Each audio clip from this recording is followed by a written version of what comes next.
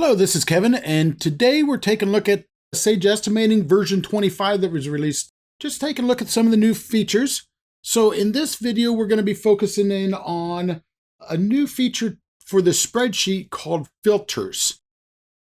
So filters is a new topic. When I look at my toolbar here, this is where the filter section shows up. So I'm just currently in just a plain estimate at this point. And filters will let you reduce down the estimate based on some sort of a formula. So let's start with, why would I use filters? What's a filter really get me? So let's say, like in this example here, I have made up something that just shows a bunch of my items with their quantities, their production, the number of hours and so forth. And let's say I wanted to print this out for the field and I'm not going to use the crew report or something of that nature. So let's say that I'm just going up to reports and I'm saying my spreadsheet report and maybe I pre-fill from the spreadsheet and so forth. And I don't need a cover page or totals at the moment. And when I take a look at that, I see all these different, and I probably should have fit it to a page there. So I see just like I had on the spreadsheet. But one of the problems with what I've got on the spreadsheet is I've got all these items that don't have labor associated with them. So in my case, I've got some utility stuff. And if I keep going down, I've also got mechanical and electrical stuff that just don't have any labor associated with it. So there again, if I was trying to dump something out to the field to kind of give them some expectations on, here's our framing we've got and how many linear foot and what productivity we got and how many hours they've got to do things. Maybe I don't want a bunch of other line items and so forth in that report. So a filter is a neat way that you can actually go back and reduce down how much is being displayed in this estimate, for an example. So let's take a look at getting one set up to basically help me know what items are really associated with labor in this case. So up here at the top, I can go to filters, would pull up a list of my different filters and so forth. The plus would let me create a new filter. The pencil would let me go back and edit an existing filter. If I'm going through and making changes to my estimate and things of that nature, the refresh would go through and let me refresh. So that way, maybe it needs to take something off. Maybe it needs to put something on the estimate based on what line item I changed in the estimate or something of that nature. This will give me a drop down of what all my filters are. So that way I have the chance to pick them and so forth. And this will basically let me pin that filter to stick with that one for a while. So I'm going to start with the plus to create me a new one. Up here's my name. So in this case here, I'm going to say labor items. Do you want to share it with other users? So if I don't check this, it's a lot like spreadsheet layouts in the fashion of, if you don't check this box, it's just your personal. If you actually check this box, it's going to basically share it so that way others can see it. And then I think I've left a filter on here. So let me turn this off.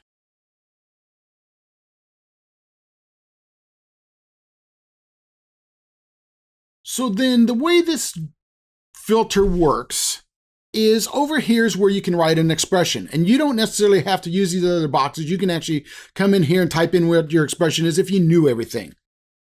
In most cases, I envision, I don't know what the field name is called, or maybe maybe comparison functions are pretty easy. So maybe I could just put those in there and so forth. So the way the game works is this section is going to show you all the different fields. This is the different operators that you may choose. These are some different functions that you may use. And then these are actually looking at whatever field that I'm looking at. This will show me kind of an example of what values are associated with that field. Over here, it's going to show the expression that I'm writing out. Down here, it's going to show me errors. So if I've got some sort of an issue with my function, a lot of time it'll give me a little bit of a message here. And then up in the expression, a lot of time, I'm going to be looking for a red marker, because a red mark will kind of let me know where to kind of focus where that error came out with. Okay, let's go back over to filters in. Visible items. In this case, I've got a very, very simplistic spreadsheet. I've hit almost all the columns. So when you say visible, that's basically what's under that first grouping is just the columns that I've got visible at the moment and so forth. So that way I could write some sort of formula on any of the different columns that I've got turned on, so I don't have to look through the list of so many. Hidden. the opposite concept. So If it's not visible, I must have it hidden. So these are all the different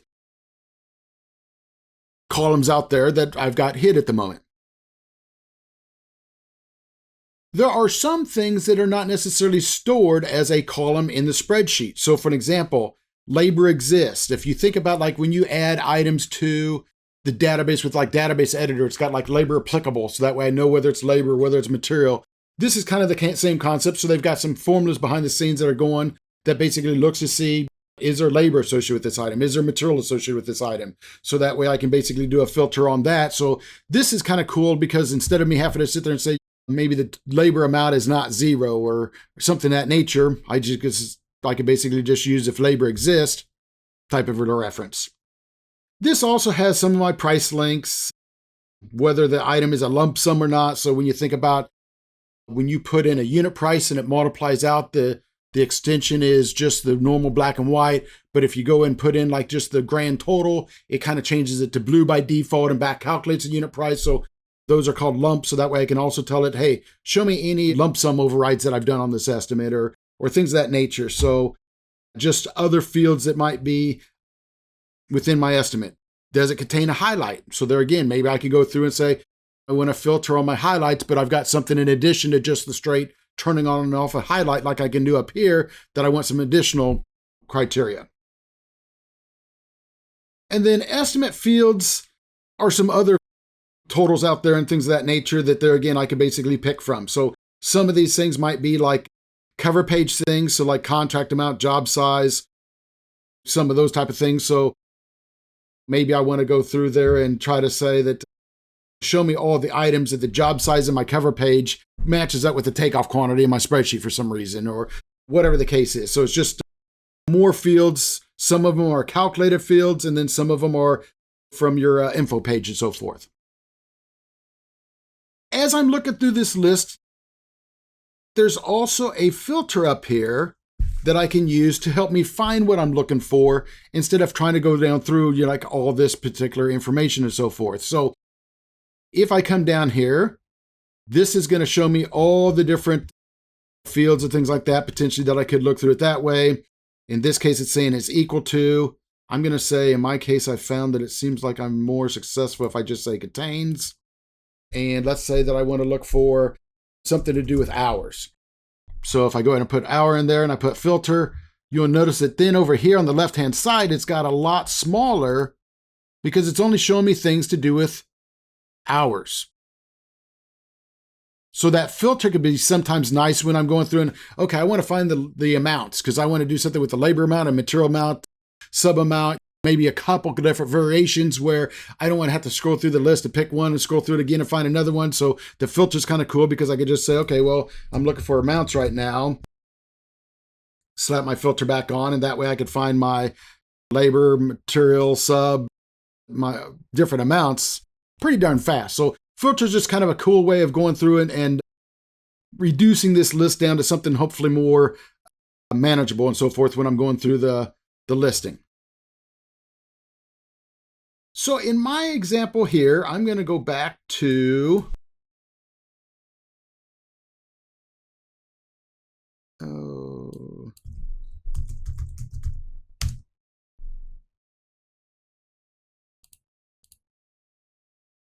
oops.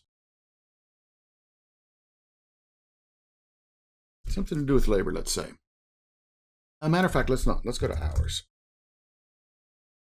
Because we're looking at labor hours and stuff primarily. So let's say labor hours.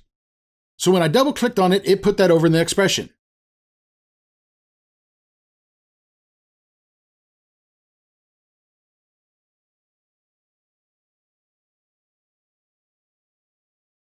If you notice, I could also type it. So there again, if what the fields are and things of that nature, you can actually put them in just by typing. Though in most cases, I found that it's a lot easier to pick from the list, it seemed like, from what I've seen so far. If I could do something like I've got some issue, you'll notice that the red starts to kick in because there's something wrong. So it's going to let me know that this thing called laborers is not a known field or a function. So it's not a field or one of the functions in the system. So that's where it's kind of trying to get my attention on. possibly where there's a problem. So when you're going through building these, that's kind of critical to look for the red or look for the expression that might give me an idea of what's wrong with my formula. So in this case here, I'm just going to say the labor hours is not, and there again, I could have picked the not from my list. And I'm going to keep this one real simple and just say it's not 0. So I'm going to hit OK to accept it. Now in my drop-down list under shared, you'll notice I got one that says labor items. It's letting me know that my filter's on at the moment. And as I look down through here, only the things that have hours are going to show up. So all those, I don't remember what they were, like utilities of Johnny on the spots and things like that all disappeared. And my mechanical and electrical things all disappeared. So now I've got basically just a list of just the labor items in my estimate. And then where that's also pretty powerful is A, for reviewing, and then B, also for reporting. So if I went back and looked at that same report that I did a moment ago, you'll notice that you've got a filter, and this has the same drop down. So I can say no filter. I want to see the whole entire estimate. Or in this case, I want to pick the labor items. And I think I've got to fit it to a page. And now I'm able to dump out a report of just the labor for some reason. So this can sometimes be handy when you start looking at trying to export Sage's data to other places. Like I've worked with quite a few people that take their Sage estimating data and export it to get it imported into like Procore and so forth. And when you just do a normal export, Sage will save an item with labor as a column and material as a column and sub as a column. So I've got one item that could have many categories associated with it, where a lot of the time when I do look at the import format that Procore wants or other importing mechanisms, they want labor as one line, material as a separate line, sub as a separate line. So this is a way that maybe I could filter my data to say, this is my labor, export this out. Dump it out again with just my material stuff, dump it out again with just my sub stuff. And that way, if I put those three together, that's something that maybe I can import to some other product to do something else with it. So that's one place that I think filters are extremely handy, and especially with this spreadsheet report, being able to use that filter so that way I can then dump out something to Excel in that filter being taken into consideration. Okay, let's go into a different direction a little bit. So still talking about filters. So I'm going to turn this filter off for a moment. So if I go into here and just hit the X, it'll basically just turn the filter off. I'm going to also change my spreadsheet layout to one that's got more columns. So let's say that I'm working on my estimate and I'm starting to think about how can I use a filter to help me analyze risk in my estimate. So risk is all sorts of different caveats. So I don't know if I know all the variations, but a couple of them that kind of came to mind as I was looking at this, trying to figure out how would a client use some of this. One of the things that came to mind is maybe certain dollar amounts. If I've got a line item on my estimate that is over $10,000, so any item over $10,000, those are probably the ones that I want to give a couple extra seconds to look at, because there's such a large dollar amount. Maybe that's what I need to go back and make sure those line items are correct. Maybe risk is I'm pulling items from a database that hasn't been updated for quite some time. So maybe I want to go back through and say, okay, show me all the items in my estimate here where the date changed is old or some time back. So that way there again, maybe those are the line items I need to go back and make sure to focus on if I'm concerned about the accuracy of this job. So that's what I want to kind of focus on this part here a little bit, is trying to go back and try to bring things that maybe need to be reviewed to the front ground.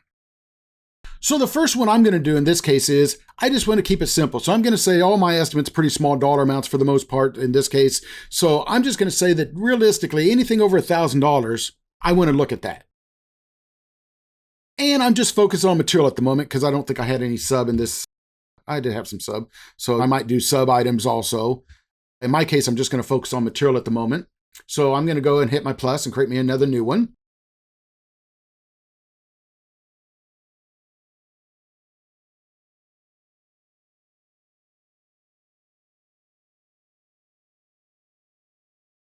So I'm going to just say material items over $1,000.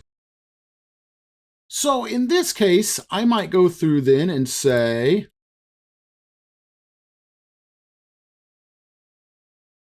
help me find my amounts. And what am I looking for?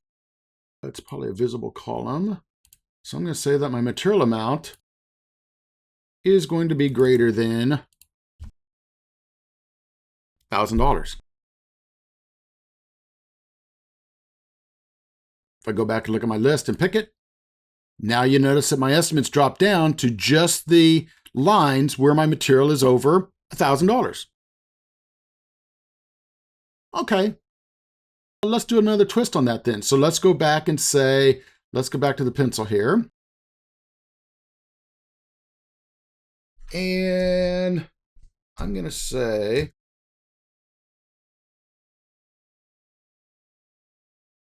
maybe I want to include subs too. So maybe I'm going to come in here and say my material is over $1,000, or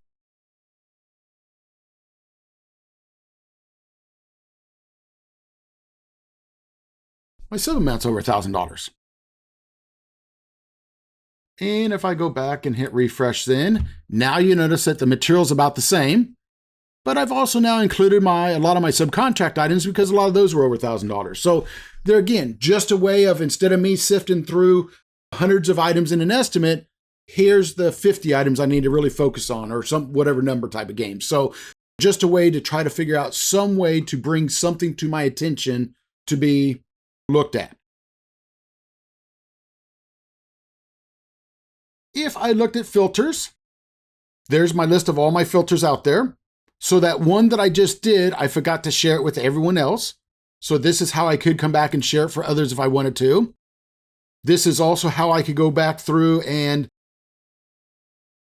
take an existing one and I could duplicate it to make a copy of one, or I can remove them. So just ways of going through and creating other knockoffs of it. So that's what I'm going to do in this case here is I'm going to highlight my first one here and I'm going to say duplicate it. And this one here, I'm just going to focus on material at the moment. So I'm going to say material items.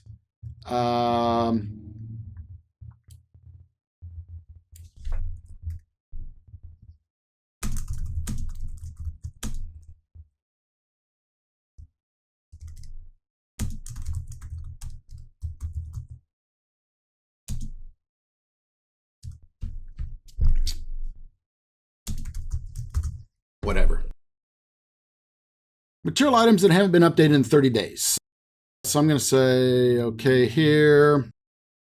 I'm going to go back to I guess I should change that filter though. Where's the one I just did? Whoops. Boom, boom, boom. As a matter of fact, before I do that, let's show this item here I've updated. If I look at that item in the database, the price has not been changed since 2 of 22. So about 20 some years old, or 20 years old almost. If I go back, since this database hasn't been updated in so long, if I were to go back and let's say I do some takeoff, and let's say that I throw that toilet back in the system here, right there. There's a new one I just put in. And you'll notice that there's a column called material price change. So that way I know when the items have been changed. So like in this example here, you'll notice that that's the one I just put in there. So it's pulling the date changed off the database. So it knows it hasn't been changed in quite some time. And that other item must have been one that I've updated since it's been in the estimate, probably in the last few days, it looks like. And let's go ahead and give this some sort of quantity just for the heck of it there. If I go back and let's take a look at that filter and let's go to pencil so I can modify it. So in this case, I'm going to kind of scrap what I had started here. So what do I want? My first thought is I'm only focusing on material at the moment. So I'm going to say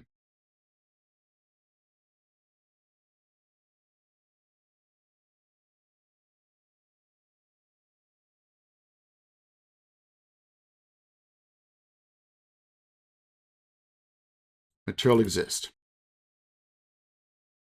And let's say that's going to need to equal true. And this is where I was saying that this kind of shows you some different values. So that way, sometimes I might find that they store things by 1 for true or 0 for false or things like that. So this is kind of cool because that way it kind of shows me what the different values are. And this is really handy also, especially when you're doing like WBS code. So if you've got something where maybe you got a building, a floor, a construction phase, something that there again, you've got some special code on, you could filter by it. And this also kind of gives you an idea of how what some of those existing values are.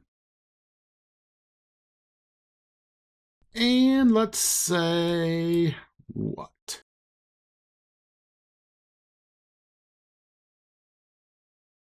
If I go back to my filter, let's clear the filter.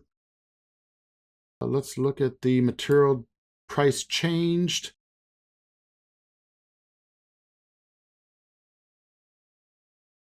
And let's say that that is less than or equal to.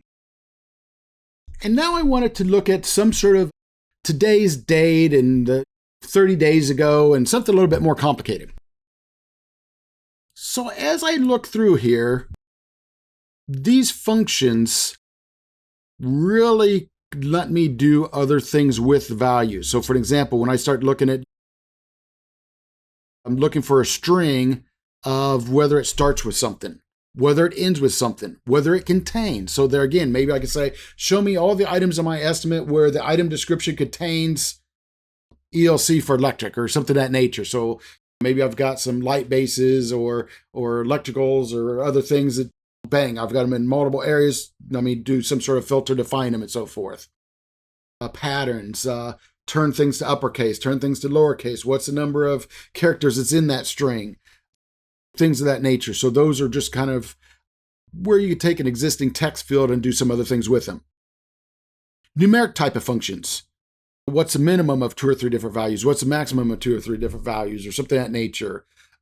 The ability to round, come back with a positive number, absolute number, and so forth. Ceiling, floor, truncates. Date and time functions. So this is where we're going to get the current date in a little bit. This is where we can actually create our own date with a year, month, day, hours, minutes, seconds, and so forth. This is where we can add something to a date or subtract something from a date. So in our example here that we're going to use a combination of a couple of these because I want to use today's date, but I also said I want to go 30 days ago. So we're going to use a subtract one here in a moment when we finish the rest of this formula off. Some WBS functions and some conversion functions. So if I'm trying to convert from an integer to a string and so forth, there are different types of conversions from date to strings and those type of things. Okay, so in this case here, my material date change needs to be lesser than or equal to, and let's say that I'm going to do the subtract. So you'll notice that this basically went off, and I just put a space in here so that way it kind of drops it down to a line about itself. And you notice when I picked it from here, that's easier than me typing that and getting it spelled right, but then it also dropped in this basically the multiple commas to kind of represent each one of those breaks and so forth. Now, in my case, I've kind of found that my screen kind of gets weird sometimes, so I'm going to just take those out at the moment. So the first position needs to be the date and time that I'm going to be referencing from. So in that case, I'm going to put in the current time and date.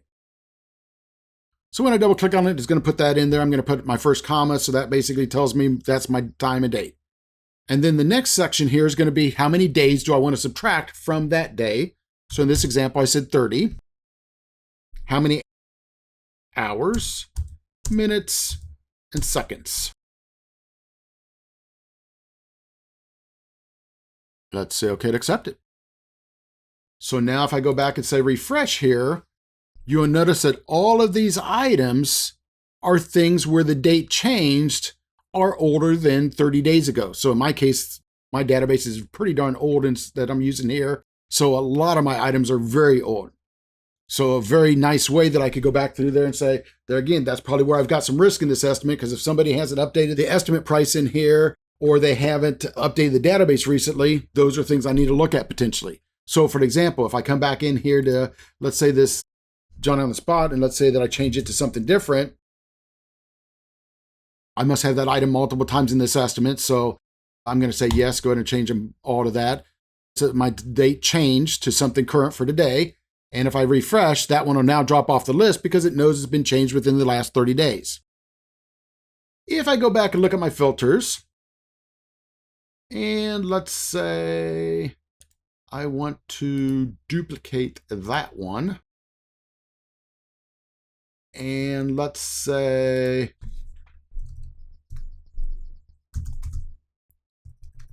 these are items updated within 30 days.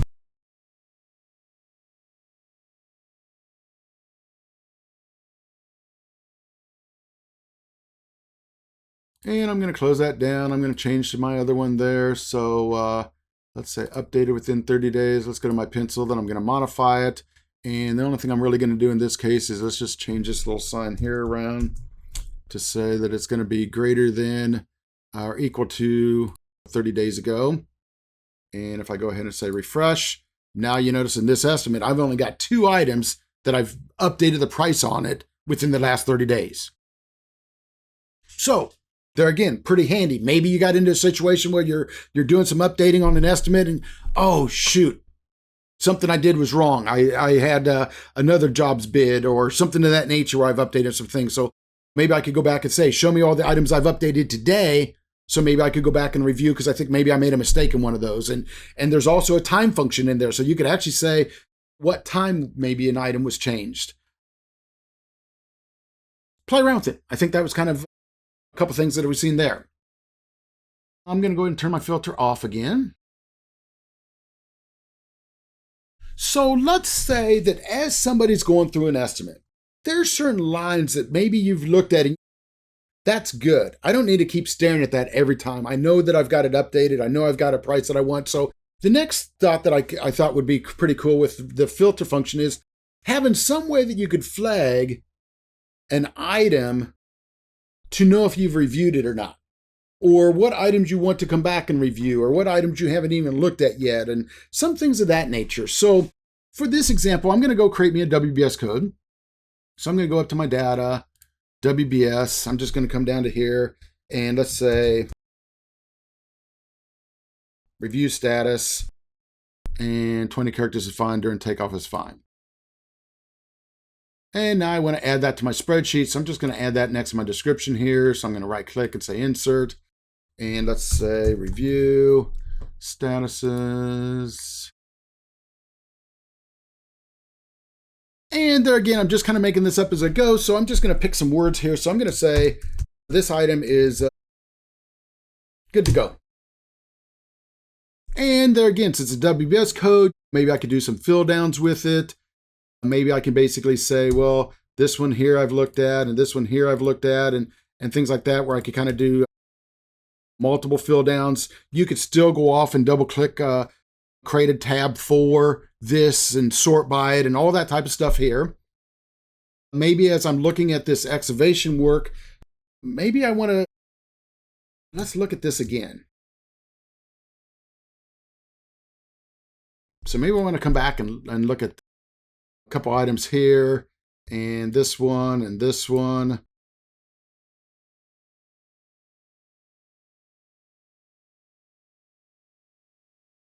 So now if you think about, let's show a few more good to goes in there. So let's say these are good to go. Let's say I want a few more to look at. So let's, the big dollar items I still want to come back and look at. So now that's something that's pretty easy to filter by. So if I said, create a new filter.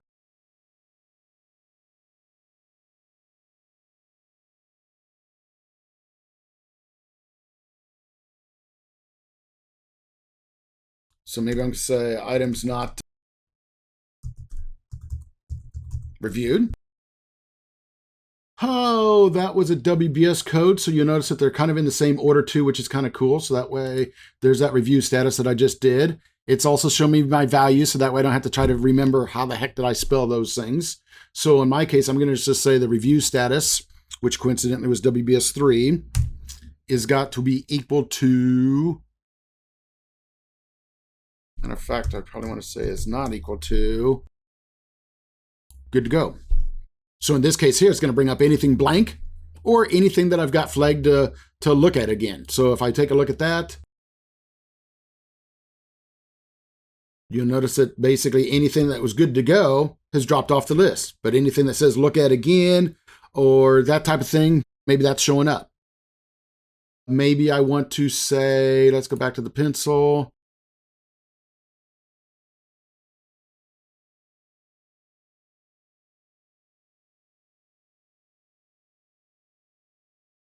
These are all items that didn't have a status at all in there. So these are all the items that I didn't even have a chance to come back and tell it what I wanted, whether it was good to go or look at again, that those are all the items at risk. So maybe you can create 2 or 3 different types of, hey, here's all the items that I've reviewed. Here's all the items that I need to come back and take a look at a little bit closer. These are all the items that I ain't even had a chance to focus on yet and so forth. So all sorts of different games. One thing that was kind of coming to my mind that was kind of interesting was I've got a couple clients out there that they actually create a WBS code where they group items by purchase orders. Maybe I can define when items are needed. So I can say, yeah, these items are going to be needed next week. These items are going to be needed next month. So if you start thinking about the ability to be able to go back through a filter and maybe in your estimate say, show me all the items that we need to get, make sure are on the job site for next week, just opens the door for a lot of other thought processes and so forth. So this is another topic that take a look at it, play with it. I think it's extremely powerful. Be interested on some comments on what do you think? What are some other ways that filtering an estimate could help you review it or risk manage an estimate better? Love to hear your thoughts. Thanks for watching, and we'll see you on the next one.